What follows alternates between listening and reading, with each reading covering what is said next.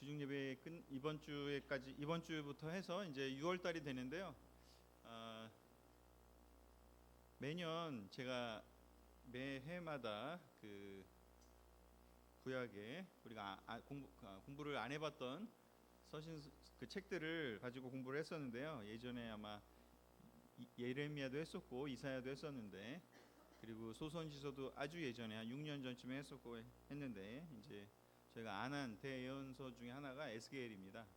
그래서 오늘부터 6월 말 또는 7월 초까지 해서 에스겔서를 같이 좀 공부해 보려고 합니다. 그래서 오늘 같이 좀 보시고 그다음에 에스겔서를 큐티를 하실 때 보시면 좋을 것 같습니다. 에스겔의 예언, 에스겔서죠.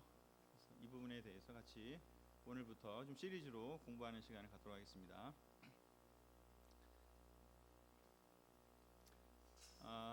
에스겔 1장 1절에서 2절을 보면, 내가 30살 되던 해 4월 5일에 바빌로니아의 그발 강가에서 포로들과 함께 있을 때 갑자기 하늘이 열려 나는 하나님이 보여주시는 환상을 보게 되었다. 이것은 여호야긴 왕이 포로로 잡혀간 지 5년째 되던 해였다. 그곳 그발 강가에서 부시의 아들인 제사장 나 에스겔에게 여호와께서 특별히 말씀을 주셨는데, 그때 나는 여호와의 손길이 내 위에 있는 것을 느꼈다. 자, 이렇게 1장에서 이제 에스겔서에 서론이 나오고 있습니다. 그래서 보면 에스겔이 30살 되던 30살 되던 해에 하나님께서 이제 에스겔을 선택하시고 에스겔에게 말씀을 주시는 그런 장면입니다. 그리고 이제 보면은 여기 보면 그 포로로 잡혀간 지 5년째가 되던 해이고요. 그 여호야긴 왕과 함께 포로로 같이 끌려갈 때, 그때 같이 간 사람이 이제 에스겔도 그때 같이 끌려간 거죠. 그리고 이제 그발 강가에서 포로들과 함께 있는 장면이 나오게 됩니다. 그 우리 찬양 중에 강가에서 만날까 그거 있잖아요. 강가 그게 요단 강가일 수도 있고 또 여기 그발 강가일 수도 있는데, 이 강가는 그 시편에도 나오기는 하는데, 우리가 강가에 서서 고향을 생각하면서 너무 슬펐다 뭐 이러면서 이렇게 하는 그 시편도 있고, 그래서 강가에서 사람 그 포로로 끌려갔을 때, 바빌로니아에서 포로로 끌고 갔을 때 생각한 것보다는 그렇게 막 억압적으로 하기보다는 살짝 좀 자치를 주고, 그리고 그들이 원하는 그 어떤 큰 구역은 정해주고 그들이 원하는 곳을 선택하라고 했다고 하는데, 그 이스라엘 백성 유대인들이 선택한 곳은 강가였습니다. 왜냐하면 성전이 없는 곳에서는 정결의식을 해야 되는데, 그 정결의식을 하기에 합당한 곳이 강가였거든요. 그래서 여러분 그 서신서에도 보면 회당이 있는 곳은 유대인 10명의 남자 이상이 있는 곳에 회당을 지어서 회당에서 예배를 드렸는데, 회당이 없는 곳, 즉 유대인 남자 10명이 안 되는 곳은 그 소수의 유대인들이 어디에서 예배를 드렸냐면 강가에서. 그래서 빌립보 교회에도 보면 그 루디아 그 자색옷감 장수를 바울이 만나는 장소도 보면 이렇게 강가거든요. 그래서 회당이 없다 그러면 강가로 갔어요. 그래서 그것처럼 이스라엘 사람들한테는 강가가 되게 중요했기 때문에 강가에 갔습니다. 그래서 그발 강가는 작은 곳이 아니라 되게 굉장히 큰 곳이었고, 그래서 그곳에서 이제 포로들이 함께 살게 된 거죠. 그래서 5년 정도 지난 후에, 포로로 잡혀간 지 5년 정도가 됐을 때 이제 하나님께서 선택을 하는데, 그때가 에스겔이 30살이었어요. 레위기에 보면은 제사장 직무를 맡기는 그 나이가 30살부터예요. 30살 이전에는 제사장 시키지 않았습니다. 30살이 됐을 때 좀 하나님 기다리셨다가, 에스겔이 제사장 출신이었거든요. 30살이 됐을 때 이제 에스겔을 선택을 해서 이제 제사장 역할을 할 수 있을 때, 그때 이제 말씀을 주시는 장면입니다. 그래서 이런 내용을 이 첫 번째 절, 두 번째 절을 통해서도 알 수 있고, 또 전체적인 그 백그라운드를 조금 더 살펴보면, 일단 에스겔이라는 이름이 하나님께서 강하게 하신다라는 뜻입니다. 에스겔이 하나님께서 강하게 하신다. 활동 시기는 주전 592년에서부터 571년 정도 되는데, 그렇게 따지면 30살을 이제 이렇게 반대로 생각해 보면 주전 622년에 태어나게 되는데, 에스겔이 태어날 때쯤에 이스라엘의 분위기는 어땠냐면 요시야 왕 때였어요. 굉장히 조금 그 긍정적인 때였죠.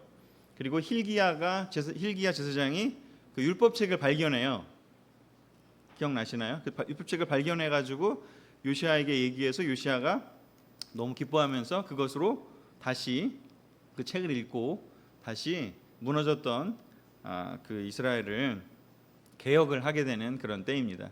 그래서 어쩌면 이때가 약간 그런 좀 제사장들 입장에서는 요시야 왕도 있었고 힐기야 제사장도 있었고 그래서 조금 긍정적인 때여서 뭔가 다시 좀 해보려는 때였기 때문에 이름도 아들을 낳아서 하나님께서 강하게 하신다라는 이름을 에스겔에게 준 것 같고 그리고 나서 안타깝게도 근데 요시야가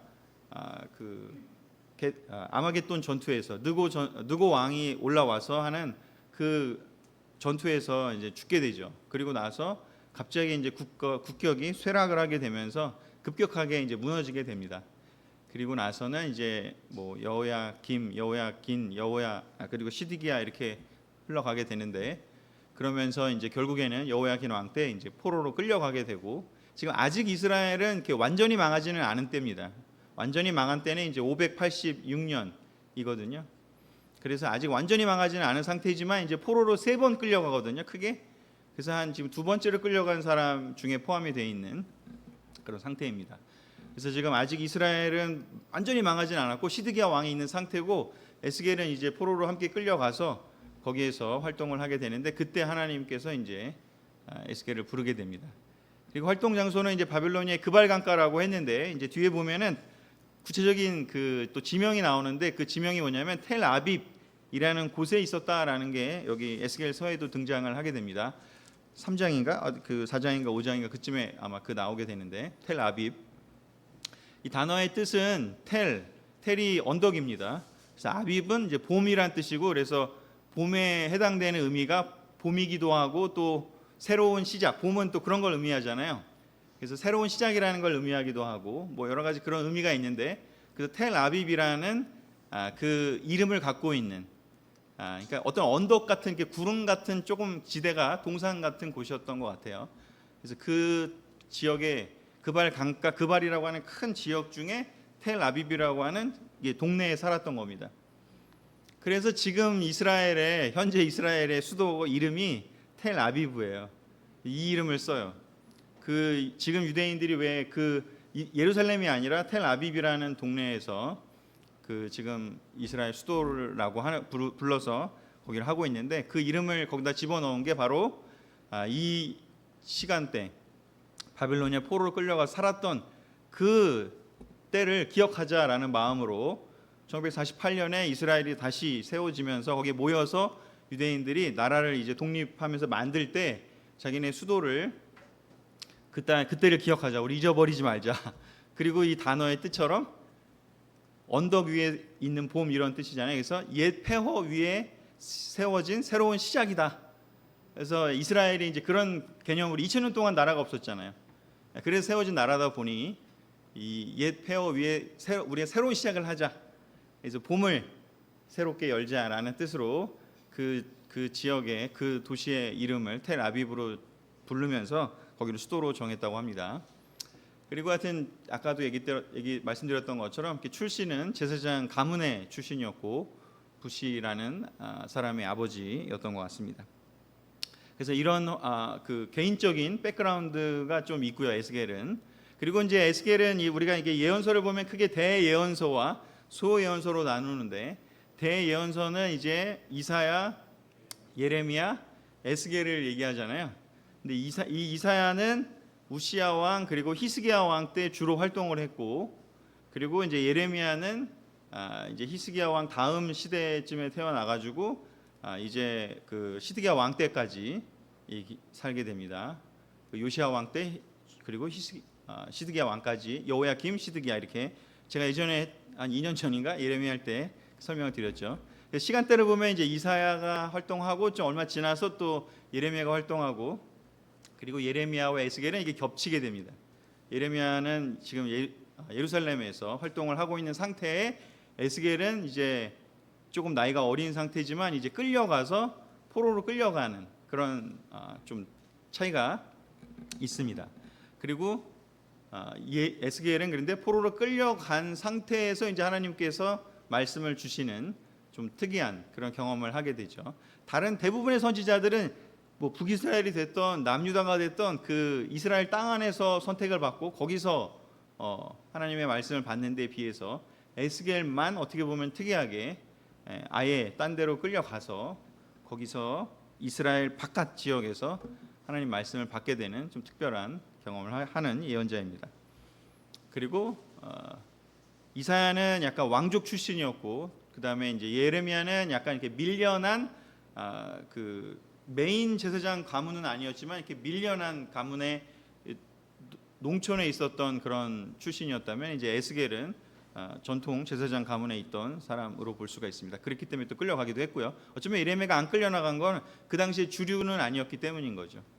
자, 어찌됐건 그런 환경에서 이제 예레미야는 나중에 나라가 망하는 걸 경험을 하고, 그리고 나서 이집트로 사람들이 예레미야를 끌고 가갖고 거기를 강제로 끌려가서 거기서 죽게 되거든요. 근데 에스겔은 이제 이렇게 바빌로니아를 끌려가서 바빌로니아에서 예언하다가 결국은 바빌로니아에 있는 유대인들에게 의해서 죽었다라고 성경에 나오지 않지만 이제 다른 기록의 전승에 의하면 그렇게 돼 있습니다. 자, 어떻게 이렇게 크게 보면 이런 흐름이 있다라는 걸 보게 되고, 그다음에 소회연서는 거기에 이제 전체 흐름의 사이사이에 들어가 있다라고 보시면 될 것 같습니다. 그리고 이제 오늘은 서론이다 보니까 이 앞부분 설명을 좀 드리도록 하겠습니다. 본문으로 바로 들어가기 전에.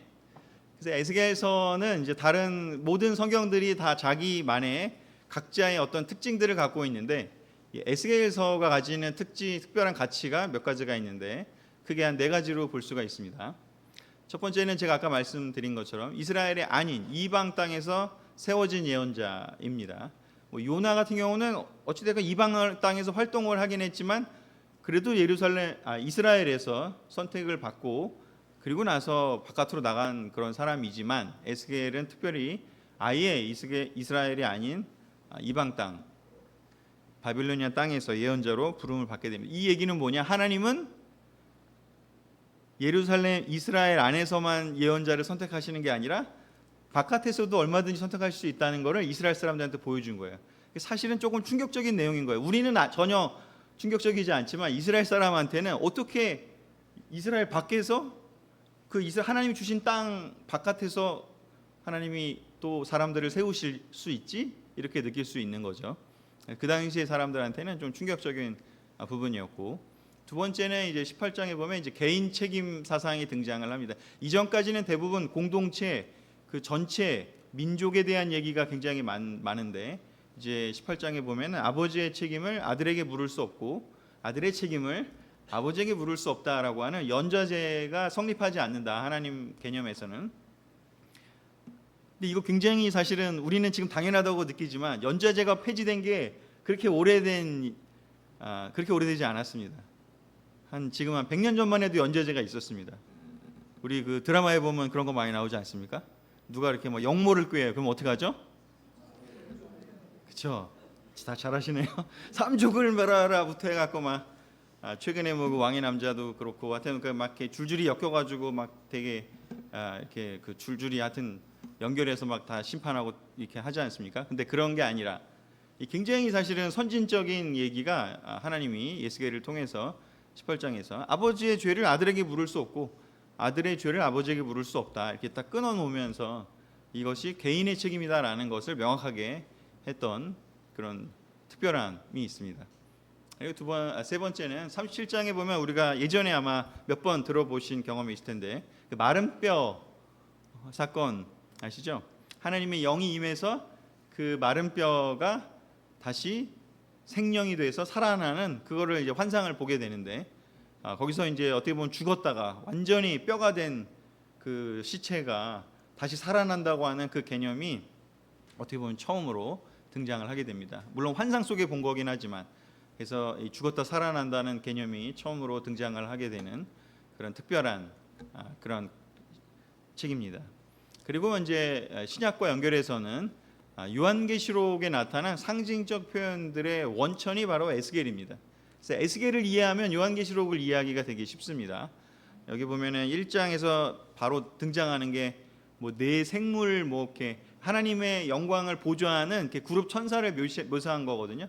네 천사가 있고 거기에 뭐 사람의 얼굴이 있고 뭐 오른쪽에는 뭐 사자, 뭐 북쪽에는 곰, 뭐 동쪽에는 표범, 뭐 이렇게 얼굴이 네 개가 있고 그다음에 발이 달려 있고 그 날개가 있는데 위쪽 날개로는 서로 연결되어 있고 아래쪽 날개는 몸을 감싸고 있고 하는 이 스랍 천사들의 표현들이라든가 여러 가지 이런 표현들이 그 뒤쪽에 계시록에 등장을 하게 되는데 그런 거에 대한 이해를 하려면 이 구약 성경 특별히 에스겔을 잘 이해하면 요한계시록은 그렇게 어려운 책은 아니다.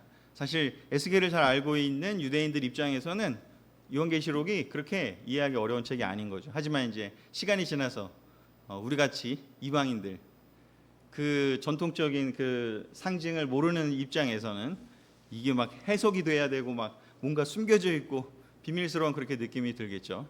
뭐 성전 환상이라던가 곡과 마곡이라는 개념, 그다음에 뭐 생명수의 강이 흐른다, 뭐 이런 것들이 대표적으로 계시록에도 나타나게 되는데, 그래서 이 에스겔을 잘 이해하면 요한계시록도 잘 이해할 수 있다라고 볼 수가 있습니다. 그래서 그런 부분은 나중에 제가 다시 한번 좀 설명을 좀 드리도록 하고요. 자, 그래서 오늘은 이제 간단하게 일단 배경 설명드렸고 궁금한 것이 있으면 언제든지 또 질문하시면 답을 해드리도록 하겠습니다. 자, 그래서 오늘은 1장부터 한 3장 정도까지만 같이 좀 보려고 합니다. 서론만 했는데 벌써 20분이 가버렸네요. 네. 자, 오늘은 에스겔을 부르시는 장면에 대해서 보도록 하겠습니다. 하나님께서 부르신 자의 사명은 무엇인가?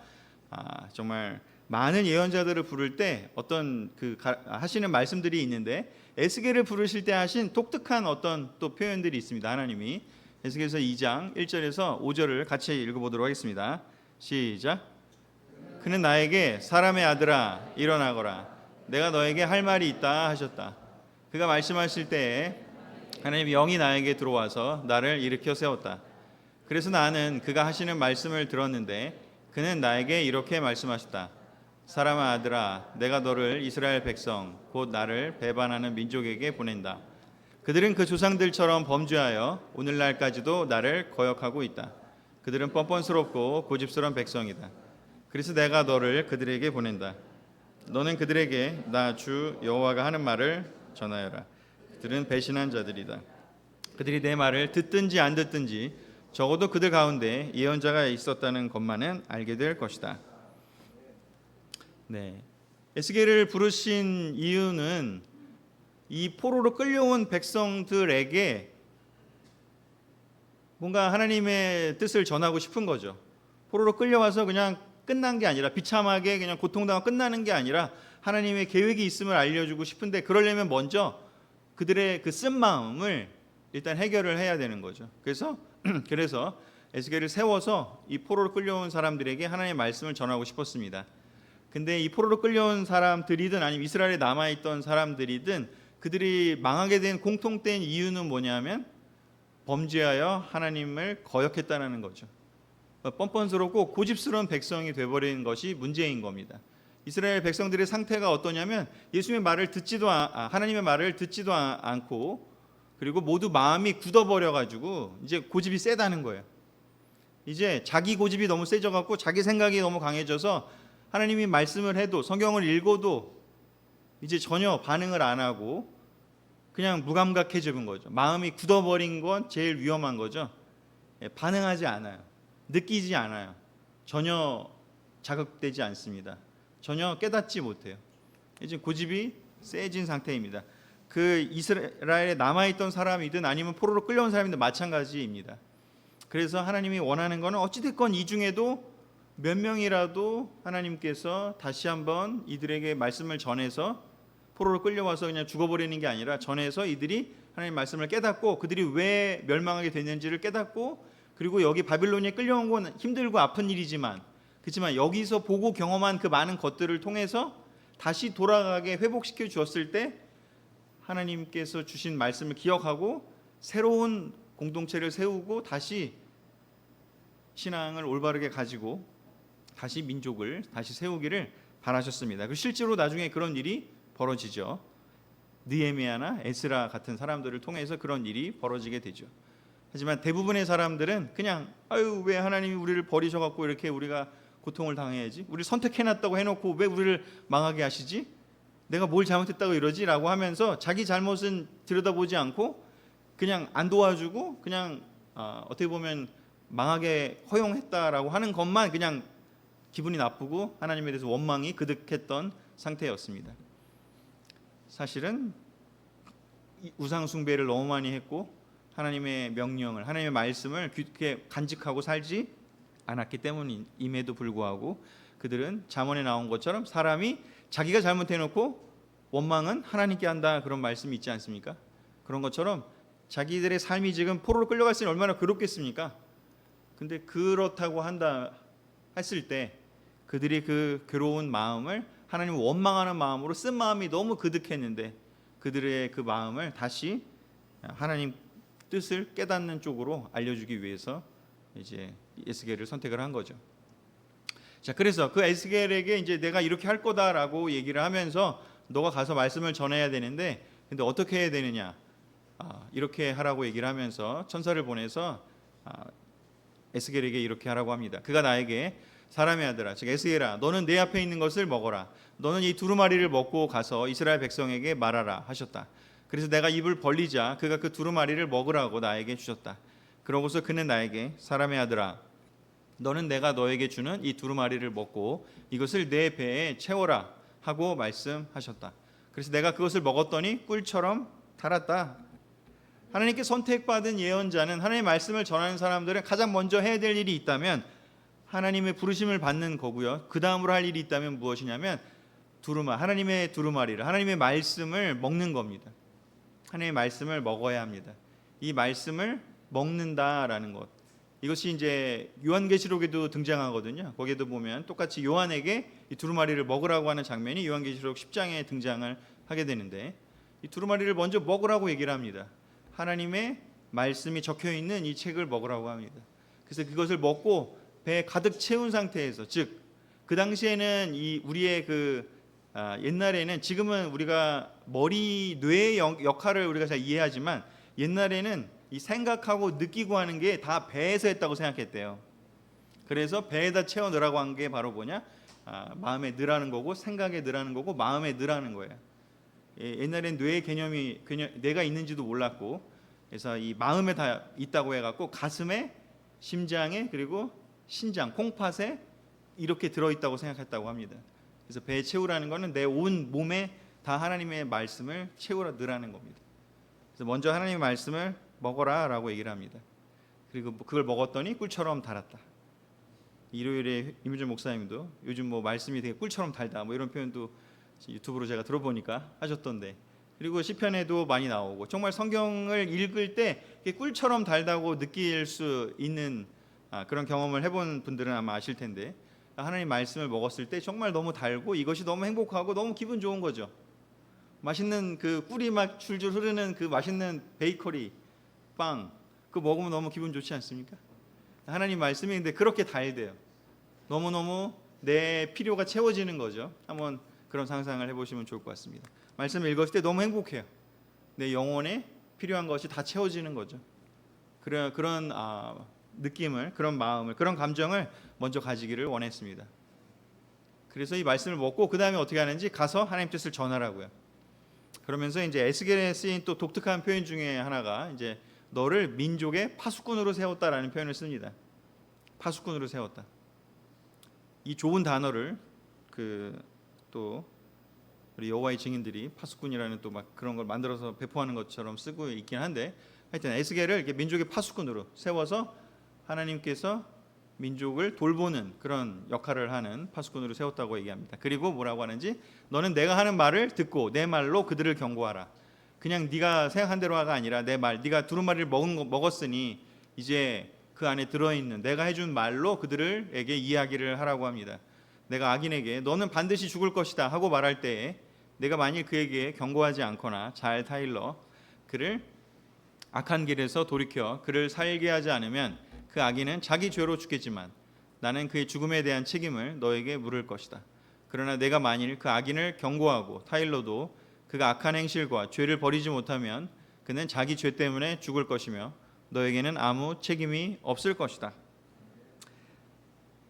다른 데는 없는 좀 개념이죠. 이제 하나님이 세운 사람이 해야 될 일에 대해 설명을 할 때 너가 들었을 때 그것을 잘 전하고 경고를 했으면 그 사람이 어떻게 되든지는 이제 그 사람 책임이고 너에겐 책임 묻지 않겠다. 근데 내가 얘기하라고 했는데도 불구하고 너가 얘기하지 않는다 한다면 그거는 그 사람도 망하겠지만 너에게도 책임을 묻겠다라고 하나님께서 말씀을 하고 계십니다. 그래서 이 예언자가 해야 될 일들에 대해서 좀 더 이렇게 구체적으로 설명해 준 예언자의 책임이 뭐냐? 그 사람의 영혼을 책임지는 게 아니라 내가 해야 될 일은 하나님 말씀을 잘 그냥 그대로 전달하는 거라는 거죠. 그래서 그 사람에게 전달하라고 하나님이 말씀을 하셨는데도 안 한다면 그것은 큰 책임이 그 예언자에게도 따른다고 하는 것입니다. 나중에 이제 뭐 우리 그 신약 성경으로 넘어오면 바로 이렇게 제사장, 거룩한 제사장이자 왕 같은 제사장, 하나님의 대언자의 역할을 할 사람으로 제자들을 세웠죠. 그래서 이 제자들에게 어떻게 보면 주는 역할도 비슷하죠. 그래서 신약 성경의 누가복음에 보면 예수님이 제자들을 보고 가서 그 사람들에게 문을 두드리고 들어가서 그 말씀을 전하라고 하잖아요. 그래서 그 사람이 들으면 거기서 묻고 거기서 같이 시간 보내고 그렇지 않으면 신발을 떨고 나와서 너는 다른 곳으로 가라 하잖아요. 그러니까 그렇게 그 사람이 듣든 안 듣든은 중요하지 않아요. 들으면 가서 같이 살고 같이 시간 보내고 얘기하면 되는데 말씀을 전하면 되는데 안 들으면은 그냥 너는 신발 떨고 증거 삼고 다른 데로 가면 너에게는 아무 문제가 없다라고 얘기를 한 것과 어떤 비슷한 맥락입니다. 예수님의 말씀과도. 그래서 그런 이야기를 에스겔에게 해줬고 그래서 에스겔을 통해서 가서 전하라고 얘기를 합니다. 그리고 또 에스겔에게 알려준 게 뭐냐면 의로운 자가 의를 저버리고 악을 행하면 내가 그 앞에 장애물을 놓을 것이다.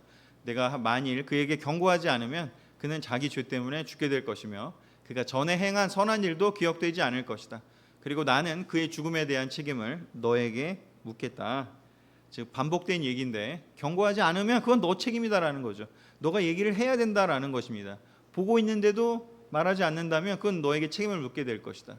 그리고 또 하나의 개념이 뭐냐면 그 예전에 의로운 일을 많이 했던 사람들 또 하나님과의 관계가 좋았던 사람들이라 할지라도 지금 악을 행하면 그러면 그 전에 했던 그 선은 아무 기억이 되지 않을 거라고요.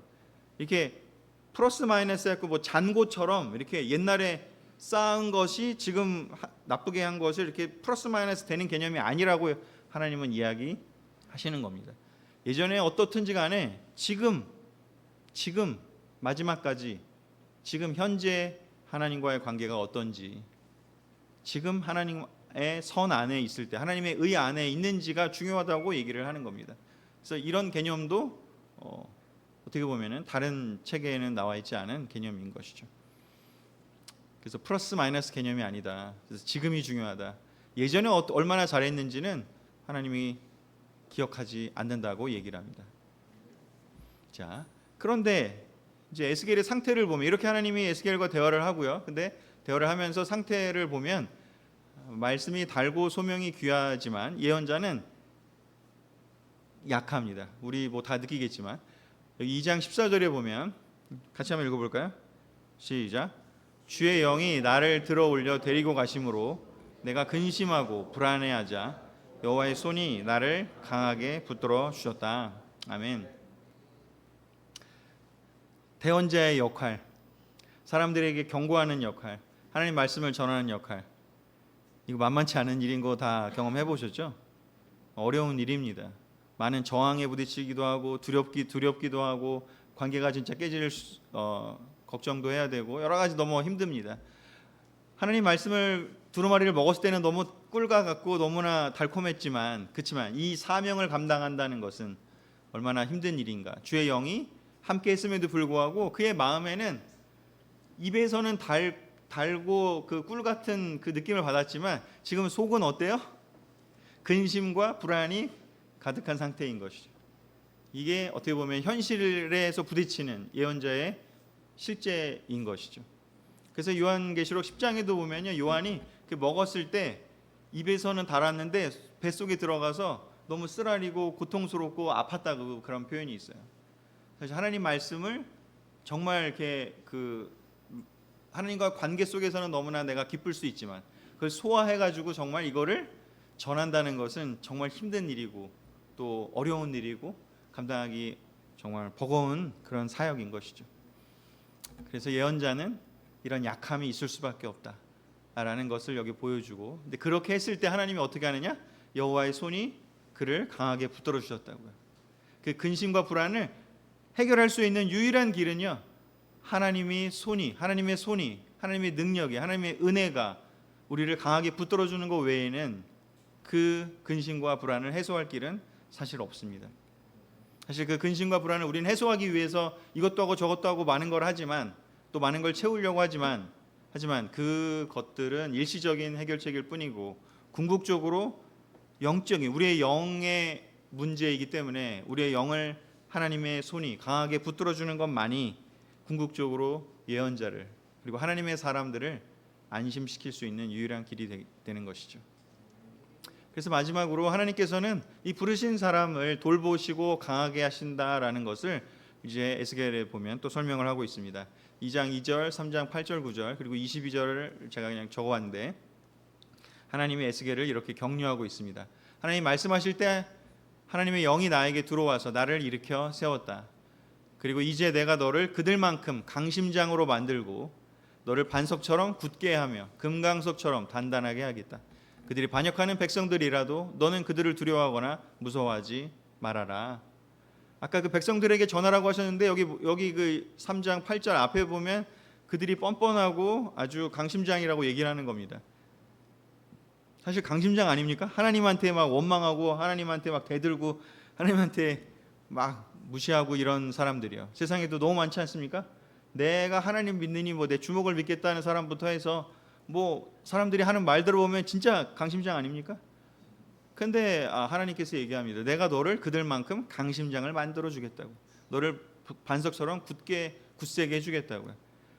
그런 정말 악하고 정말 강력하게 저항하는 사람들에게 하나님의 말씀을 전하는 일은 정말 쉬운 일이 아닙니다. 우리가 강해져야 하는 것이죠. 근데 그 강해질 수 있는 힘은 유일하게 하나님께서 하나님의 손으로 붙들어 주는 것이라고 아까 표현한 것처럼 이야기하고 있습니다. 그래서 그 결과 그때 나는 여호와께서 내 위에 계신다는 강한 느낌을 가지게 되었다라고 에스겔이 이제 고백을 하면서 이런 변화를 겪으면서 이제 에스겔이 이 부르심의 과정이 이제 끝마치면서 이제 그 그발 강가의 환상 속에서 이제 빠져나와서 거기에 떨어져서 그 백성들에게 이제 가게 되는데 거기 보면 7일 동안 에스겔이 아무 반응도 못해요.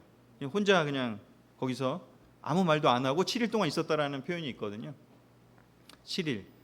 바울도 처음에 예수님을 만나고 그 다소인가요? 아라비안가 그 자기의 그 시간을 개인적인 시간을 보내 들어가서 얼마의 시간을 보내고 난 후에 아라비안가요? 거기 들어가서 나서 그 다음에 얘기하잖아요. 그리고 여기에 있는 에스겔도 마찬가지로 이제 하나님께 이렇게 부름 받고 이런 대화를 나누고 이런 놀라운 체험을 하고 그리고 나서는 바로 전하는 것이 아니라 이걸 소화하는데 일주일의 시간이 걸립니다. 아무 말도 안 하고 이 부르심을 소화하고 난 후에 이제 드디어 4장부터 나가서 이제 얘기하게 되는 것을 알 수가 있게 됩니다. 자, 마지막 9절인데요. 하나님께 베드로전서 5장 10절을 이제 같이 읽으면서 우리 마무리하려고 합니다. 그래서 하나님께서는 부르신 사람들을 지켜줍니다. 에스겔을 지켜주셨고요. 근데 지켜준다는 말씀이 그의 영을 지켜주는 거고요. 그의 본질적인 걸 지켜주는 거죠. 왜냐? 결국 에스겔은 고통을 당했고 나중에 순교하게 되거든요. 그래서 이 지켜준다는 개념이 그냥 세상에서 잘 된다는 개념이 아니라는 것을 다 아시겠지만 다시 한번 기억하시기를 바라고, 이 베드로전서 5장 10절에 어떻게 보면 좀 아까 에스겔에 나온 이 구절 에스겔을 지켜주시는 하나님의 모습과 비슷하게 이제 베드로도 그 당시에 제자들에게 이제 하나님의 지켜주심을 선포하고 있습니다. 같이 읽으면서 마무리 짓도록 하겠습니다. 시작. 모든 은혜의 하나님 곧 그리스도 안에서 너희를 부르사 자기의 영원한 영광에 들어가게 하신 이가 잠깐 고난을 당한 너희를 친히 온전하게 하시며 굳건하게 하시며 강하게 하시며 터를 견고하게 하시리라. 아멘. 그리스도 안에서 부름을 받은 분들이 여기 앉아 계십니다. 여기 앉아 계신 여러분들에게 하나님께서 어떻게 하시기를 바라시는지, 자기의 영광에 들어가게 하기를 원하시고요. 그리고 이 세상에서 겪는 고난은요, 잠깐이라고 얘기하고 있습니다.